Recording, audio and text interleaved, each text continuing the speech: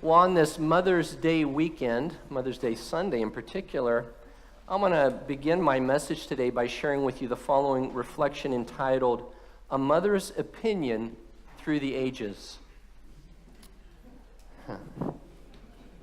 It's going to be fun. 4 years of age, mom can do anything. 8 years of age, mom knows a whole lot. 12 years of age, mom doesn't know everything. 14 years of age, naturally, mom doesn't know that either. 16 years of age, mom is hopelessly old-fashioned. 18 years old, that old woman, she's way out of date. 25 years old, well, she might know a little bit about it. 35 years of age, before we decide, let's get mom's opinion. Notice a pattern here? 45 years of age, I wonder what mom would have thought about it. 65 years of age, I wish I could talk it over with mom. How true that is. And a mother's wisdom certainly grows over time, doesn't it? The older we get, we realize the reality that our parents, maybe we revered them as we're young, but we also realize as we grow older that they are human beings, just like our kids will eventually realize, hopefully by God's grace, that we're human beings, that there's things we do great and we make mistakes as well, and that as much as we try to exercise grace toward them, we trust that they will seek to exercise the same grace toward us. And so on this Mother's Day that we celebrate the gift of mothers and women in our lives, I believe our Old Testament lesson really speaks of some principles that apply to that very special group of people in our world. And that is in particular the characteristics of the Good Shepherd. We notice in our gospel lesson today, Jesus speaks about being the Good Shepherd. And there's things about the Good Shepherd that make this particular shepherd in Jesus very unique and very special. It says, Jesus says he's the Good Shepherd, and that the sheep are his. In fact, the sheep are so much his that they know his voice. They know his voice when they hear him. And the other thing about his sheep is that they actually listen to him. I'm laughing at myself as well as I'm laughing at you, just so you know that. I realize there are moments in my life where I am his sheep, and then there's other moments where I'm really not his sheep. Sometimes I'm listening, sometimes I'm not. But we see in this story about the Good Shepherd that ultimately the goal in our life is that more and more as his sheep, as ones under his care, we will more and more listen to his voice and his direction in our lives. In this particular scripture, he also says that he loves his sheep so much that he's willing to lay his life down for them. That's a very powerful thing. I'm sure you have some really incredible friendships in your life. I'm sure there's some really great people that you know. But as many as those might be, I'm sure as well, there are very few you'd be willing, when it really came to that point, to lay down your life for them. That's a very big thing to be willing to do for somebody else. And yet Jesus, each week that we gather in this place and there's this cross before us, it reminds us that his love for us is so great that he was willing to lay down his life for us as his sheep in a very real and concrete way. In fact, 5 times in this passage, it talks about Jesus' relationship with his sheep and that he protects them and how important that is. And for me, I don't know about you, but for me, it brings home the reality that for me as one of his sheep, I need his protection. I need that in my life.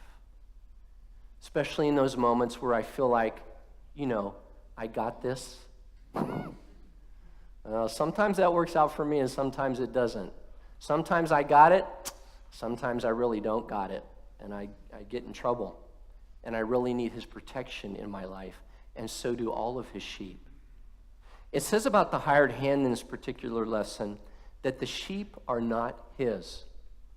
And he abandons the sheep and runs away when any kind of threat comes, in particular the wolf.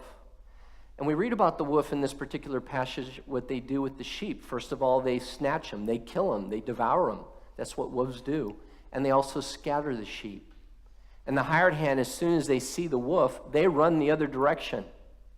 As much as they've been hired and paid to protect the sheep, when push comes to shove and the wolf shows up, because the sheep are not their own, hey, I'm out the other way. I'm leaving. The hired hand is not dependable. So again, one of the things that Jesus is bringing home to us today in this lesson is that sheep need good shepherd protection. You know that commercial, you're in good hands with, there you go, you're in good hands with the good shepherd as well. You're in good hands. And you know what, I don't know about you, but again, in our lives, I think that one of the greatest challenges at times is to stay in the good hands. We like to wander off. You know, I love sheep. Sheep are beautiful animals. I grew up with some on the farm, all over the place, all kinds of sheep. But with all due respect to sheep, they can be fairly stupid animals. They do dumb things. That's why they need a shepherd. I mean, they will go in the wrong direction. They will just do the wrong thing. It's part of being a sheep. And sometimes we do the same thing. I mean, I love you. I really love you with all of my heart, but I'm with you on this too. Sometimes we do really stupid things. And I'm just talking about myself right now. If it applies to you, God bless you. Some of the dumbest things I do are wandering away from the good hands. That's when trouble strikes for me. You know, one of the greatest lessons I need to continue to learn as a sheep is I need to stay in the good hands. I need to stay with the good shepherd. I need to follow his lead and allow him to protect me and to keep me. And mothers and women that are here this day, first, I want to be one of the first ones to wish you a happy Mother's Day. God bless every woman that is here. Thank you for the love and the care that you give to the people that are around you. I believe that nurturing spirit is something that is particularly a gift of the women in our lives and the mothers in our lives. And sometimes that manifests itself in different ways. but overall, I believe it comes from a place of love. So we're grateful for that. We're grateful for the place that you have in each one of our lives. And what I want to share with you today, mothers and women, is that just like the Good Shepherd, that's part of God's call in your life. A mother protects their children in various ways. And the reality of that, one of the ways in which I think that's manifested, is simply in sharing love. It could be through the words that you say to the children that are around you. It could be the way that you look at them, for good or for correction. It could be through a hug or a kiss. It could be through praying for them. It could be through correction of them and giving them direction. Being able to say something to them that you have been waiting a while to say to them, and the time has come. Of course, mothers and women, we all know that as your children go on and they get married, or maybe they're living on their own in their own life and they continue to age and grow up, you have to be sometimes a little bit more tactful about the way you say things, right? You have to be a little bit more, shall we say, nuanced about how you approach different subjects, especially with the family around, the extended family, and the different things that can happen in moments like those. And yet, one of the things that you need to know as a mother and as a woman is that part of the gift that God has given you in the human family is to have the sensitivities that you have, that instinct deep in your gut about something not being quite right, or about a sense of direction, or a sense of purpose, or the sense of what God really still has for your child. I'm 61 years old. I'm going to call my mom later on today. I'm going to wish her happy Mother's Day, see if she got the gift that I sent her. And you know what she's going to say to me? Joey, thank you for calling me. She's not going to call me Joe. She's not going to call me Joseph. I'm always going to be Joey to her because I'm her son. And she might even give me a word of correction today since it's Mother's Day. I wouldn't be surprised. We might get in an argument about something before it's all done. It's Mother's Day. I'll simply say, yes, Mom, happy Mother's Day. We'll talk later. Click. That's how that'll go, right? She will always be your mother. Mothers get things right. Mothers blow it. We all have different kinds of relationships with our mothers. It's complicated is one of my favorite phrases about that whole thing. But at the end of the day, she is your mother. And I think we need to enter into a spirit of respect for that and a respect for the place that she has in our life, particularly from the Lord, a place of protection, a place of caring, and ideally a place of love. What I want to say to you today, mothers and women, is that your values and direction matter. And I want to encourage you to influence your child for God. And don't be ashamed of that. Believe me, the culture around you continues to try to influence your child in a multitude of different directions. And most of them aren't going to be toward God. One of the most important things you can do as a mother and a woman of God is to influence your child for the Lord Jesus Christ. Instill values in them. Instill love in them. Instill care in them. Instill the sense of family in them. You know, it doesn't take an institution. It doesn't take a village. It takes a family, a mother and ideally a father raising their children together. You know, this is the lesson that was learned in the institutions in Romania during the communist reign. They went into these orphanages and they found that during this particular time, this season in Romania, the state actually encouraged the families to give their children to the state because they believed that the state could do a better job of raising the children than the individual families could. And after a period of time, they went into these institutional orphanages, basically, and what they found was horrible. There was a nurse or a nurse's aide that was in charge of about 13 to 14 babies or young children. There's no way.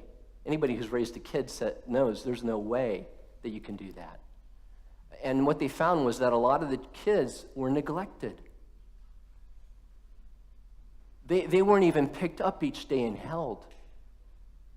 They found a lot of the kids, as they grew up over time, their eyes were cross-eyed. And they came to surmise that the reason why the kids' eyes were cross-eyed is they never had a chance to gaze into the eyes of another adult. They had PTSD. They actually had to put some of them in straitjackets because they kept hitting themselves. And some of them were chained in their cribs. And what they found after this incredible insight that they had that institutions were the way to go with kids, they discovered, the psychologists and all the experts finally determined that they were wrong. And what did they do? They gave these emotionally and physically damaged children back to foster families. And over time, those foster families raised those kids and brought healing to those kids. I read a number of testimonies below what I was researching before I did this sermon, and it told story after story of foster families that took these kids in and loved them, held them, kissed them, spent time with them, shared life with them, and it brought healing to their spirit. Mothers and women here today, know this. Your love and your care and your nurturing spirit for the humanity that surrounds you is one of the most powerful gifts that God has given you. And I, as your priest and as a man in this church today, honor that gift in you. And I see that gift in you. And I encourage that gift to you, especially in the world in which we live right now. Have no confusion about how God has set this thing up. Children were meant to be raised in loving families. And whether the experts realize that or not, I shared the story with you earlier for a reason. Influence your child for God. Now, I also want to say in closing, mothers and women, you realize at times your influence, your input, your sharing, your thoughts are sometimes welcomed. And then there are other times where it's like, oh, you know what? I don't even want to hear from you. I don't even want to hear what you have to say. Maybe it's the old, yes, Mom, as soon as that comes out, or the body language that goes on. You know whatever you said or the input you gave, how welcomed it was. But I say to you here today, mothers and women, in closing, yeah, God bless you. It's an amen. I'll take an amen.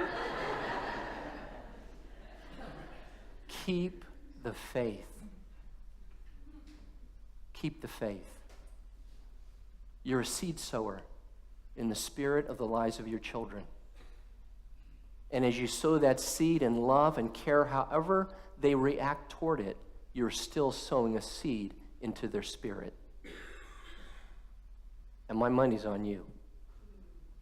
My money's on you. As you keep the faith, as you love them, as you pray for them, as you nurture them, as the mother and the woman of their life, God is honoring that. God is blessing that, however they're reacting to it. And I got a true story in closing that I hope will be a tremendous encouragement to each and every one of you here today as we celebrate you this day. There was an old woman with a halo of silvered hair, the hot tears flowing down her furrowed cheeks, her worn hands busy over a washboard in a room of poverty. She was busy praying for her son, John, as she had done through the decades of her life. He had ran away from home in his teens to become a sailor, of all things.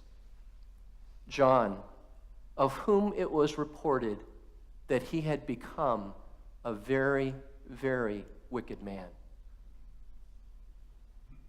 But his mother believed in two things. Hear this, mothers and women gathered here today. His mother believed in two things. She believed in the power of prayer. She believed that God was hearing her prayers for her son. And she also believed that God ultimately would bring about the reformation of her son. That somehow, some way, God would reach out to this very wicked boy that was her very birth from her womb. Someone she loved and treasured very much and had broken her heart 1,000,000 times over. She believed God would ultimately bring her son around. God answered her prayers by working a miracle in the heart of none other than John Newton, the drunk and slave trader who became the sailor preacher. William Wilberforce and John Newton, under the hand of God and the sovereignty of God, single-handedly reversed slavery in England in that day. And at the end of this service, we will sing a song that you all know, Amazing Grace, how sweet the sound. This is a song he wrote, that saved a wretch like me. I once was lost, but now am found, was blind, but now I see. And the reason why John Newton eventually saw was because of his praying mother. His mother never gave up on him. The world gave up on him. I imagine John Newton even gave up on himself. But God heard the prayers of his mother and answered them in the most incredible way that to this day, this preacher is sharing his story in your presence on this Mother's Day of 2019.